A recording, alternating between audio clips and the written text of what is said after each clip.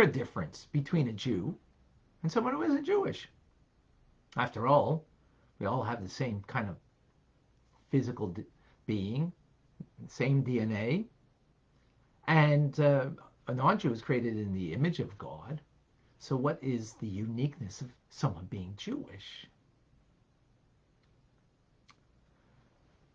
And furthermore, non-Jews, as Jews, have intelligence and have emotions that are expression of the soul. A Jew has chachma, a non-Jew has chachma. So why is it that chachma of the soul, which is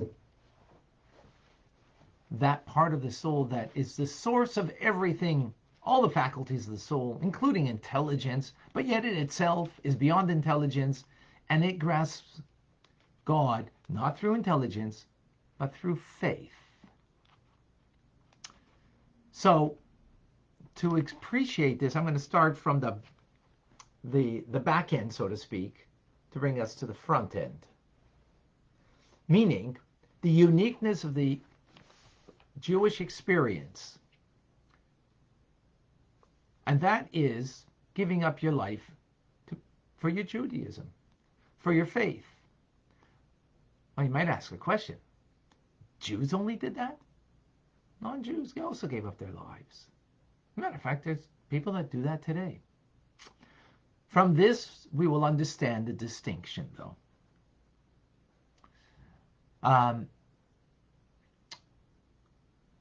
In every other faith, every other, I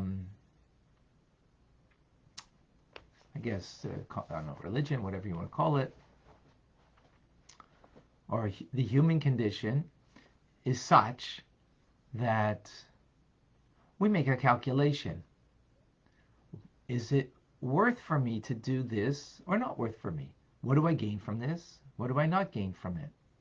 That comes from Bina, from understanding of the soul, which, for example, does someone make a calculation, someone decide to strap themselves up with bombs and to kill some people,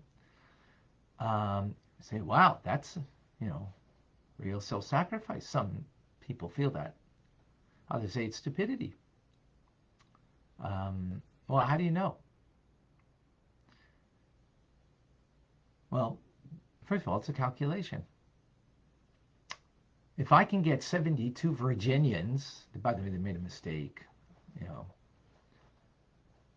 I had to add another letter there. Right, if I can get that, well, that's a lot better than what I have over here. So I'm not really giving up anything. I'm gaining in the transaction here. It's like, you got an old jalopy of a car, and I got to trade it in for a brand new, Ferrari. Well, I'm not losing anything in the deal. I'm gaining in the deal. I'm giving up a, $5,000 car for, I don't know, $100,000 car. So, hey, it's worth it. Same thing is, you're going to go to hell or you're going to go to heaven. Well, if I believe in this and act this way, then, take a few Jews, on the stake, I'm going to heaven. So that's completely calculated. That's completely for self-serving purposes. That comes from Bina of the soul. Bina understands and therefore weighs things. That is where the non-Jewish soul comes from.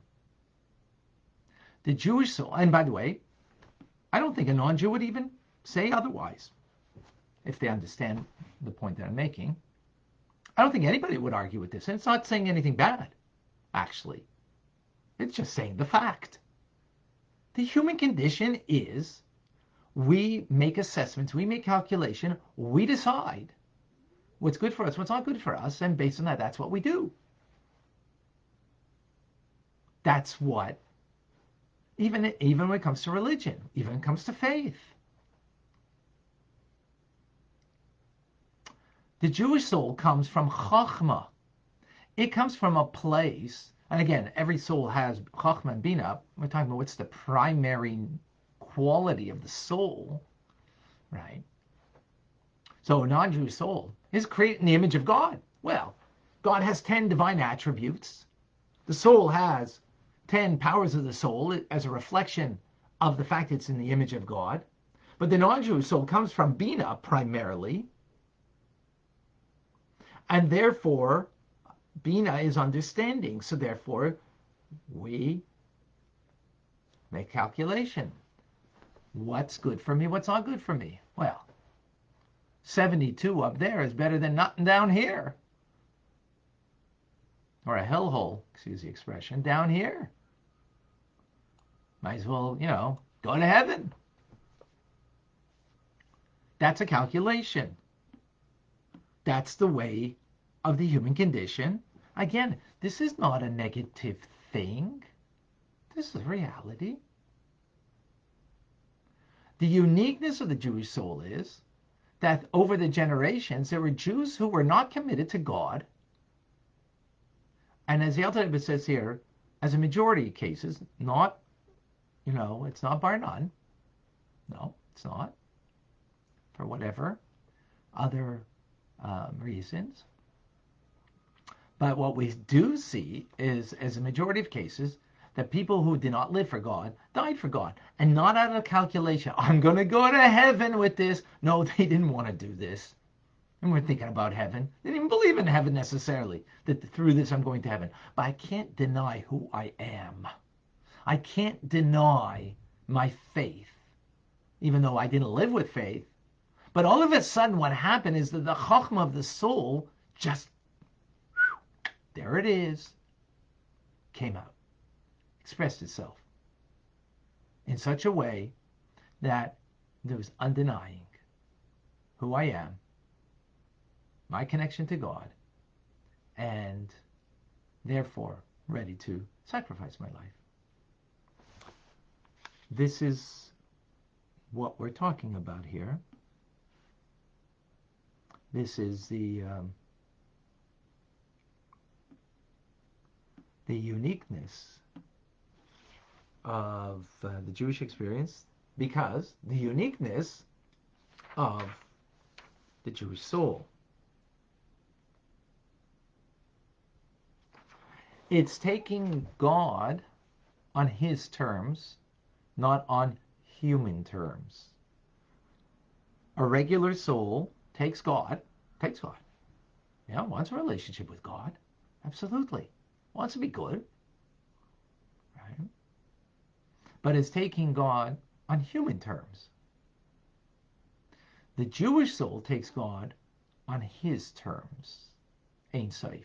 That's why Chachma is the vehicle, and that has the capacity to express the Ein Sof of God himself, rather than a part of God or an aspect of God. It's taking the fullness. That's the uniqueness of the Jewish soul, and that's what defines us as a Jew. And hence, when we have that soul, cannot be taken away, cannot be, well, I don't buy into this. Doesn't matter whether you buy into it or not. It is who you are. You don't buy into the dogma. Maybe you don't believe. That's irrelevant to the fact of who you are. And same thing for someone who isn't Jewish. They're creating a divine image, whether they like it or not. Want to deny God? Yeah, you can make the calculation, deny God. You want to go against God? Yeah, fine. You still created B'Tselem Elokim, in the divine image, that is primarily expressed through the Bina of the soul, the understanding of the soul, and takes godliness in the human condition, meaning understanding, appreciating it, and being motivated, so to speak, by that. or connected through that manner.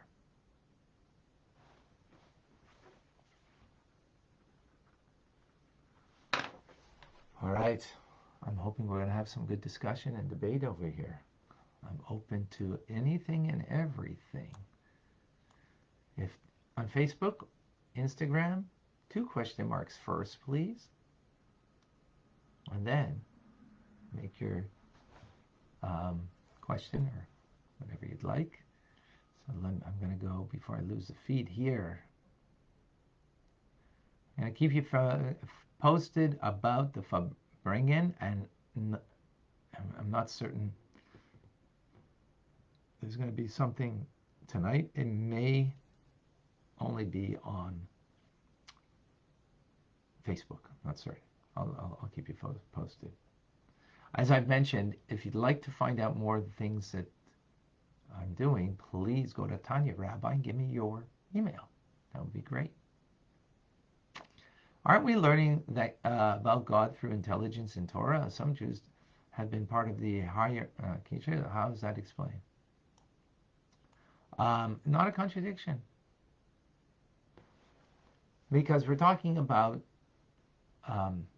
I mean, we're going to see where we're going with this. This is about a different way to serve God, based on understanding the nature of the Jewish soul, that will allow us to serve God in a different way than it is from intelligence, understanding that brings to the heart, which is what we spoke about till now, which actually primarily is more about like Bina, which is understanding, right, that leads to a palpable feeling in the heart. Here, this is actually going beyond that, and explaining. So we'll get there. So Alice is saying, aren't we using our intelligence to understand Torah? We're not denying to use intelligence.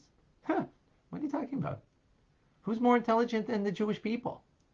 Who has teachings of God that, we go through and we take apart every single day in the Talmud and whatever teachings that there is. So it's not denying intelligence. Chacham is the source of intelligence. It doesn't mean to deny it. We're talking about here what defines the Jewish soul. So it's not intelligence. But Chachma is the source of intelligence. So of course we have intelligence. Hey. I mean, no doubt about that. That there's Jews that are in the hierarchy of other religions and faiths. As a matter of fact,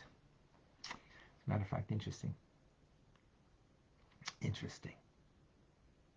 If you look in all other religions, I don't know all other religions. Maybe I shouldn't say all, but in the most. And if you look also in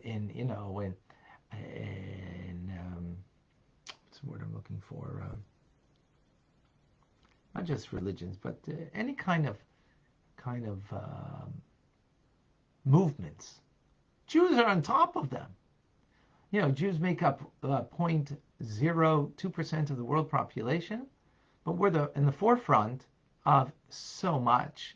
I don't mean just the sciences and winning Nobel Prizes, but I'm talking about in every area of spirituality even. Does that make sense? Well, you know why? Because they have a chachma of the soul that is seeking something more than the human condition. Look in your own backyard, study Tanya, and you'll find that more that your soul is looking for. But well, actually, in the next chapter, starting tomorrow, we're going to appreciate that even more in tomorrow's teachings. John, is the level how dependent upon the level of one's soul? No. That is what defines a Jewish soul. That's in every Jewish soul, period. That doesn't mean, I mean, every human soul has also chachma. It's not what defining it. It's not the defining quality of the soul. It's a part of it, but it's not the defining quality of it. Okay.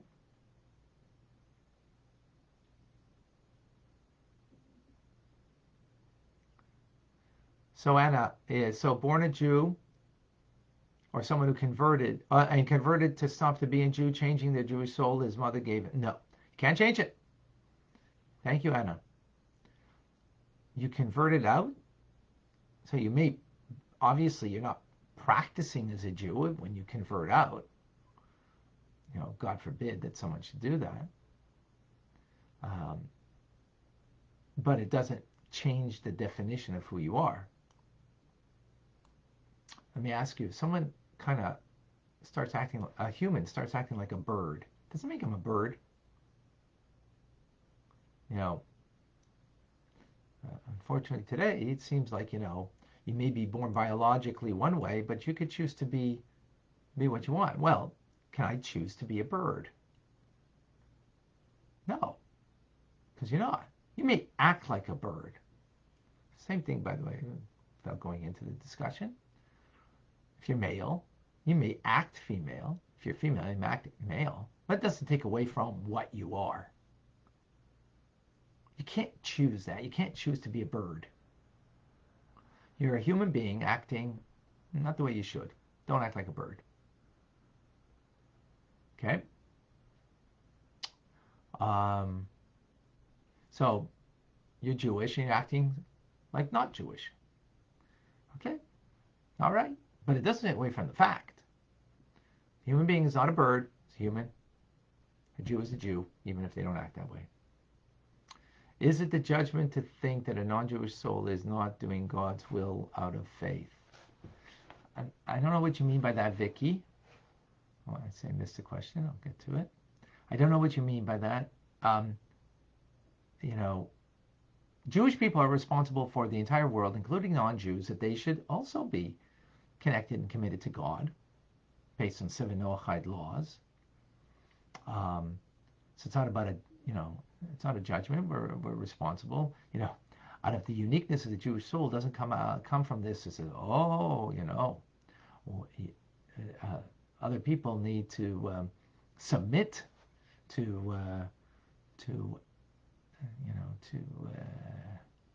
us in a sense that we rule over. No. First of all, Torah rules and not we rule. Right? That's one thing. And secondly, it's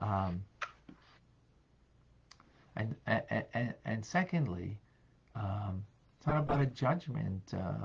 It's about trying to bring people closer to God. So I'm not exactly clear, Vicky, what you're saying. Okay, Vilma, it's okay.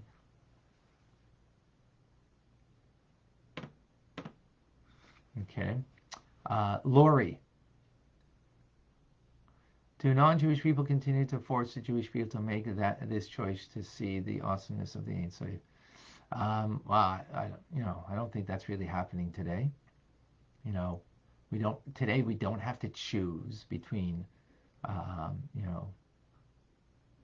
the cross and the sword, right? That for 2,000 years Jews did. We don't have. That's why we don't have such a wonderful opinion of all of that, right? So yeah, so I don't think today choice has to come from within. No one's forcing us from without it. Okay, Vicky, in other words, thank you for that. Lori, starting with a palpable feeling of the heart and going to the head, or not, because the only thing that matters is the connection to God. I don't know what you. I'm sorry. I don't know what you mean by that.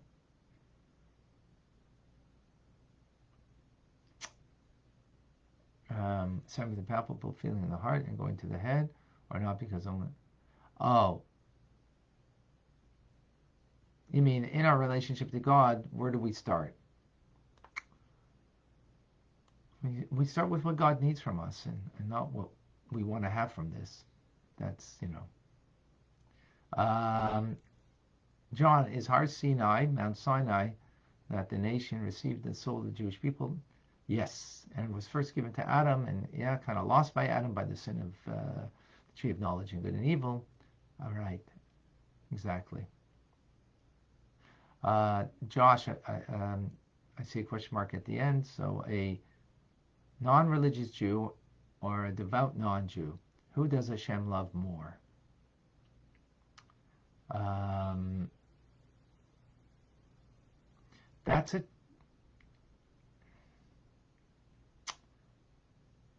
so it's a yes and no, both things.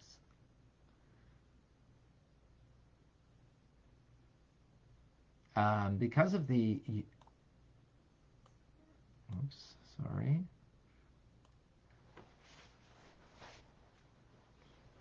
Oops. Sorry, did I lose it? I lost it. Who does Hashem love more? So that there is something unique about the relationship that God has with the Jew, that there's something that he loves more. At the same time, because of that, even hates more when we are disconnected. So that needs more discussion. When Mashiach comes, it will be the effect of Gentiles in and the religions they follow. Yes, there'll be an awareness of God as God is, not the way the human condition and human religions have developed him to be. So God will not be like, and the God of anger is what they say God is of the Old Testament, right? No. It won't be the way it's understood by other faiths, because they don't understand God properly. They don't understand God properly. So it won't be based on that at all. It'll be based on how Torah teaches us, how we're learning here in Tanya. Yes, so that's how the world will be appreciating.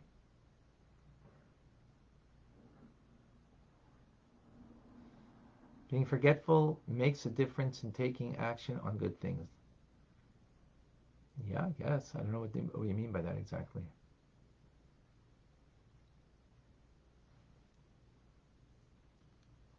I'm not going to go into polemics over here about what other people think, that maybe they're the new Jew. Um, obviously that's got nothing to do with Torah. Okay. And, I'm not going to go into debate about any of this. I am just here to give you Tanya teachings based on the Tanya, based on Torah, and not other, comparable religions. This is not a place for comparable religion. Okay. Yana is a righteous Gentile Nohad, one who connects to God on his terms. Yes and no, of course. Yeah, of course, on his terms, because it's his law, the 7 Noahide laws. Very good question. Liana is asking. That the righteous Gentile who is keeping the 7 Noahide laws, so you're doing what God is doing. We're talking here something much deeper of the nature of the soul. So can a non-Jew have this quality that we're talking about? Yeah, there can be that quality. It's not inherent to the soul, something that can be developed.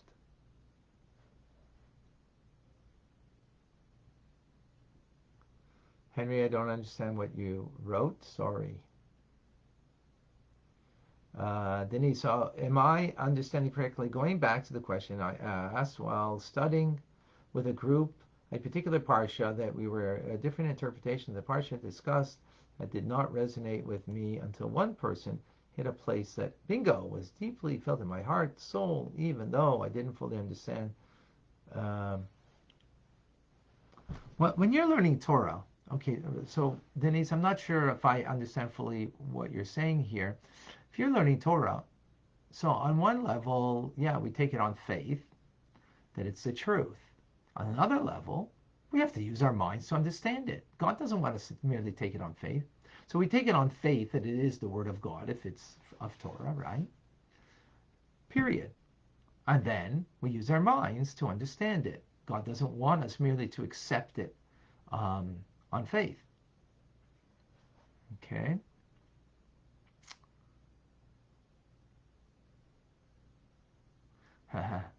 Sandy, what am I? I'm confused. Okay. All right.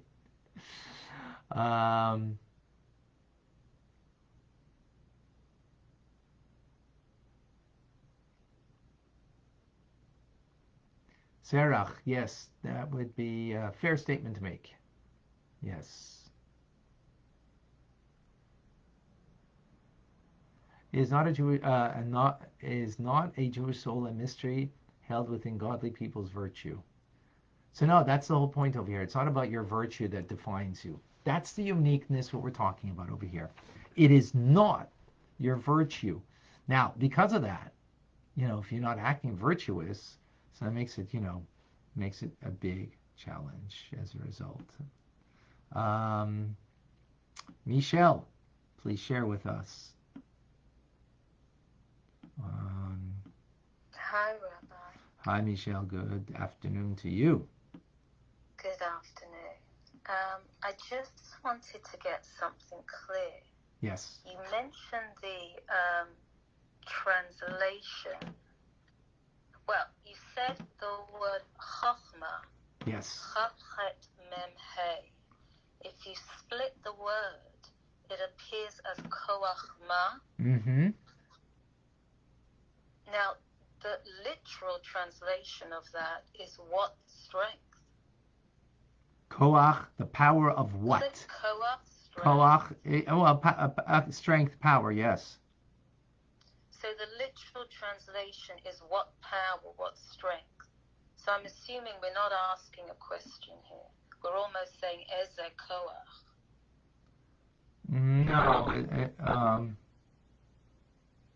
This is what I'm having a problem understanding. Koach ma, the power of what? The strength of what? What's your strength? Strength of what? Yeah, it's the power of what? Say, hey, what happened? What does it mean? What when you say what? When you ask what, it means you don't understand. That's why you're asking what. What is this? Means you don't comprehend what it is. Therefore, you're asking what it is, right? So it is that power. We are asking a question here. Well, meaning you're asking a question because it's beyond your comprehension. So Chachma is the power of your soul that is beyond understanding, and yet at the same time, it's the source of all understanding.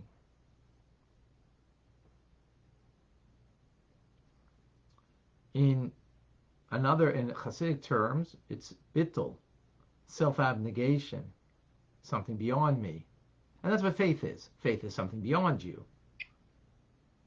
Does that make sense? Yes, Rabbi, thank you. Absolutely. Okay, beautiful.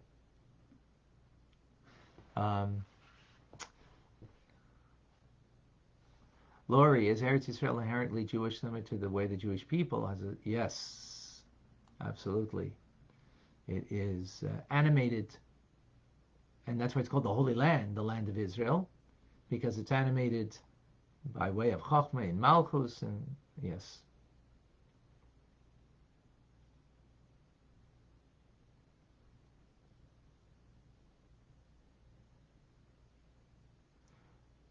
So Denise, I think what I meant is that I don't fully understand, but it resonates. Yeah, so that will have to do with Chochmah, but it's ultimately, when it comes to Torah learning, so we have to have the bittul, the self-abnegation, that it's not that is beyond me. In other words, it's God's word, it's God's it's God's wisdom, it's God's vision and His will that is expressed in Torah, right? So that's the first point. But then we have to bring it into, just like Chochmah has to come into Bina. So it's not enough to have faith. That faith, as a matter of fact, that's what is unique about Chabad. Chabad means Chachma Bina B'das, means wisdom, understanding, intelligence. It means bringing the awareness of God, the greatness of God, your relationship with God, into an understanding, into an intelligence that you get. I hope what we're learning today together, You're getting it. What will that do is then what you need to understand, you need to understand. But then there's something beyond that, which is the Chachma of the soul that defines us. It's beyond our human capacity to grasp, or our humanness, which humanness is, that I'm the kind of the center of things, meaning what's good for me, what's beneficial, and what's the most beneficial thing a person can have in their life. It's a connection to God. But that is a calculation. So, that's the most beneficial and greatest thing I can have in my life. That is a calculation. That's all we're talking about over here. That's taking God on human terms. And again, that's not a bad thing. I'm not saying anything negative over here. That's human. The Jewish soul is taking God on his terms. So it's very subtle. We're going to get more on this as we go along, but I venture to say that what we're explaining over here is not explained. First of all, in regular Jewish teachings, you won't get the depth of this understanding. In any other faith or religion, this does not exist. This concept that we're speaking about. And that's why it might be a little difficult to wrap our minds around this, because this is not of the human condition. It's God's condition. And that's why the Jewish people are ultimately a chosen nation, because they are a representative of God themselves and not the human condition. God's condition rather than the human condition. And what our purpose here is to bring God's condition into the human condition and to make this world a godly world and to show that to all peoples of the world. I hope that was clear. That's a very powerful concept that very powerful concept.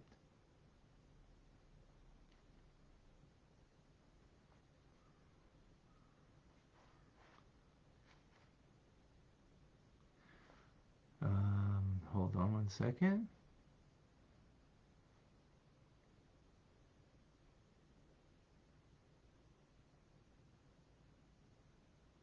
Sorry. Okay, I just have a few more moments. Ohad and Alex, please share with us.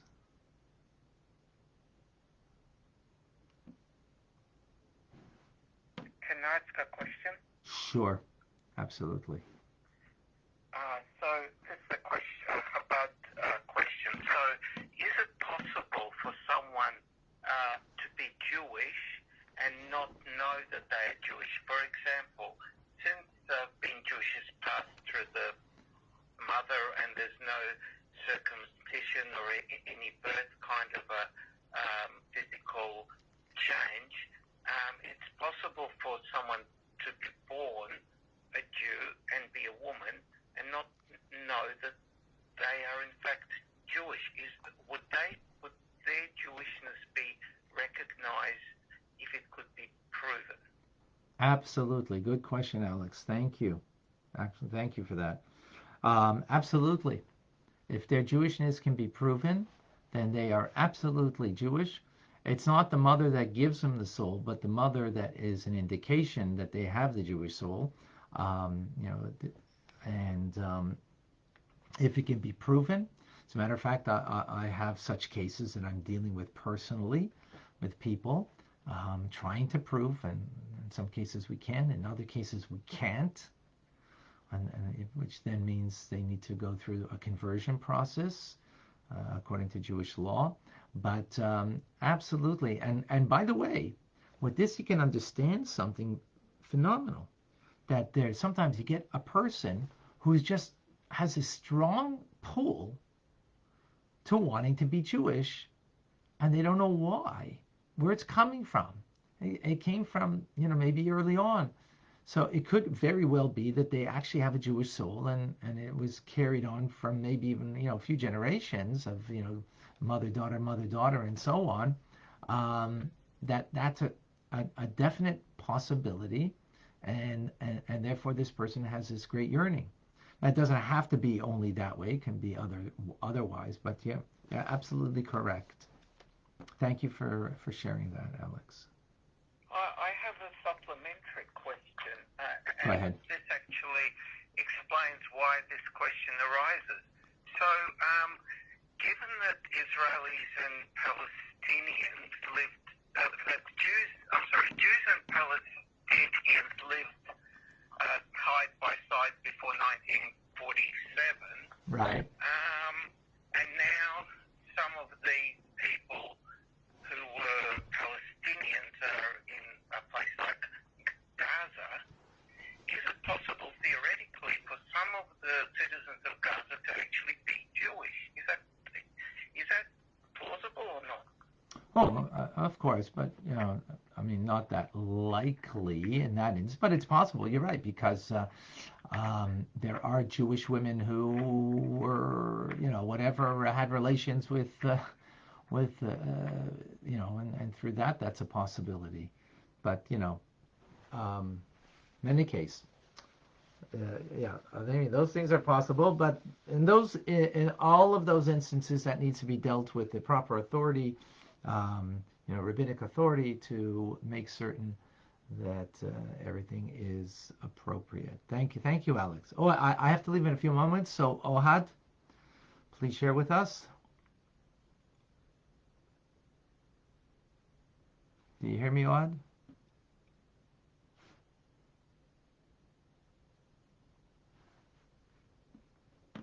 Oh, okay. So this conversation, what needs to be continued. Aliba asks a very good question. How does a soul of a non-Jew change once converted? Right. So excellent question.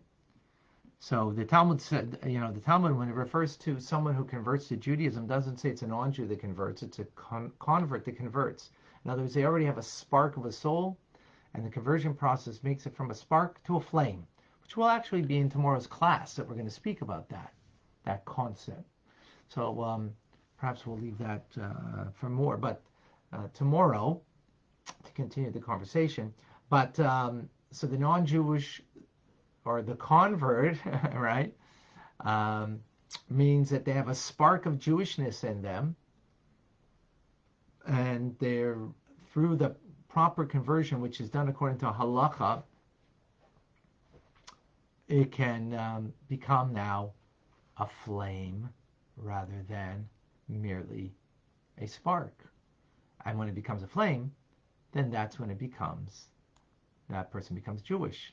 More on that in tomorrow's class. Looking forward to continuing our conversation.